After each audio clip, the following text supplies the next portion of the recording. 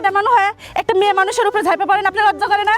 আরে বাবা, আমি কখন আপনার উপরে পড়লাম? আপনি তো আমার উপরে পড়ে যাচ্ছিলেন। আরে আরে বাবা, আমি কখন ঝাঁপিয়ে পড়লাম? আপনিই তো পড়ে যাচ্ছিলেন। এই, এটা কি হলো গান ছেলের হাতের মোয়া যে পড়লাম আর আপনি ধরলেন? শোনেন,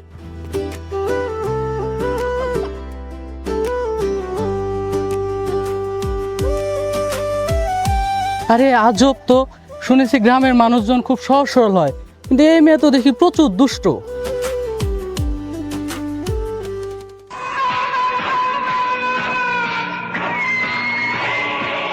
আরে রিমন, তুই আসবে আমাকে একবার ফোন করবি না? তুই কেন বুঝিস না? তুই আসবে, একটা ফোন করে আসবি না? শোনো, বাবা ফোন করছিল দাদার কবরটা একটু জিয়ারত করবে, এই জন্যই চলে আসছি। তোমাকে যা সারপ্রাইজ দেবো এই জন্য তোমাকে ফোন করিনি। খুব সুন্দর, তুই আমাকে সারপ্রাইজ দিবি, এটা ঠিক আছে, কিন্তু তোর শার্টের মধ্যে, তোর হাতের মধ্যে কাদা কেন? আর ভাইয়া বলো না, আসার সময় ওই একটা দুষ্ট মেয়ে আমার ধাক্কা দিয়ে ফালাই দিছিল। দুষ্ট মেয়ে মানে? আরে এই গ্রামে তো জানা মতো একটাই দুষ্ট মেয়ে আছে, সে হচ্ছে পরি, সুজনের বোন। ওই ফাজিল মেয়েটা, তুই জানিস না, আমাদের বাগানের সব পেয়ারা, সবজি, আম যা কিছু সব চুরি করে নিয়ে যায়। ও মনে চুরি করে যাওয়ার সময় তোর সাথে ধাক্কা লেগেছিল, তাই না? ভাইয়া শোনো, পরি না কি নাম জানি না, তবে মেয়েটা কিন্তু সুন্দর আছে। আমার ছোট ভাইয়ের মন কেড়ে নিয়েছে না? সুন্দরী আছে না কি আছে সেটা আমি দেখতেছি। ও খান বাড়ির পোলারা ধাক্কা দিয়ে ফালাই দিচ্ছে, ওর বিচার আমি করতেছি। আচ্ছা ঠিক আছে, তুই এর ভিতরে চল, আমরা পরে গল্প করবো। ঠিক আছে, চলো চলো ভাই।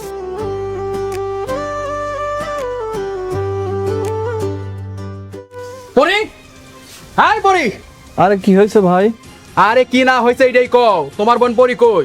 ওই শয়তান ছেড়ি আমার শহর থেকে ভাই আইছে, ওরা ধাক্কা মেরে কাদার মধ্যে ফালাই দিচ্ছে। ওরা ডাকতে বাইর করো, ওরা আমি কানের গুলো ঠাডা দিলে থাপড়া মারো। আরে ভাই, ও ছোট মানুষ, বুঝতে পারে নাই। ওরে কানে করে আপনি দেওয়া লাগবে নি, আমি ওরে শাসায় দেবো নি।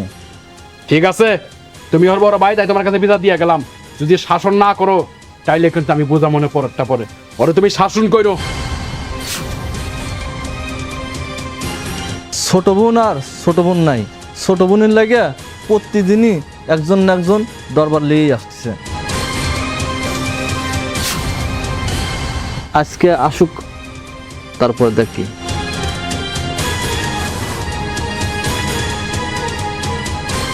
কে রে, তুই কই গেছিলি? কই আবার এই পাড়ায় খেলতেছিলাম। পাড়ায় খেলতেছিস? তুই কার রাস্তা ধাক্কা দিছিস? ধাক্কা দিছি কই? না তো, আমি তো কাউরে ধাক্কা দিছি না। আরে ধাক্কা দিছি মানে? আর একটু আগেই তো এসে বিচের দিয়ে গেল। বিচার? কেটা বিচার দিছে? আরে একটু আগেই তো খানবাড়ির বেটা এসে বিচের দিয়ে গেল, তুই কারে ধাক্কা দিছিস? ওই খান ভাই তোরাইছিল। দেখছ আবার ধাক্কা দিয়ে আবার খানবাড়ির সাওয়ালে কি বলতিছে। আচ্ছা ঠিক আছে, এত চিল্লাইতে হবে না, আমার ভুল হয়ে গেছে। আমি আর ওদিক যাবো টা মনে নেই। আচ্ছা ঠিক আছে, কথা তো দিন মনে থাকে, আর যেন কোনোদিন এরকম না হয়। যা বাদ যা। কিছু করলাম না, শুনলাম না, খান ভাইয়ের আমার ভাইয়ের কাছে নালিশ দিছে। হ্যাঁ, এবার তো দিছি ধাক্কা, পরে পাইলে কাদার মধ্যে ঢুকবার। আমার একটু ছেলে না, আমার নামও পড়ি।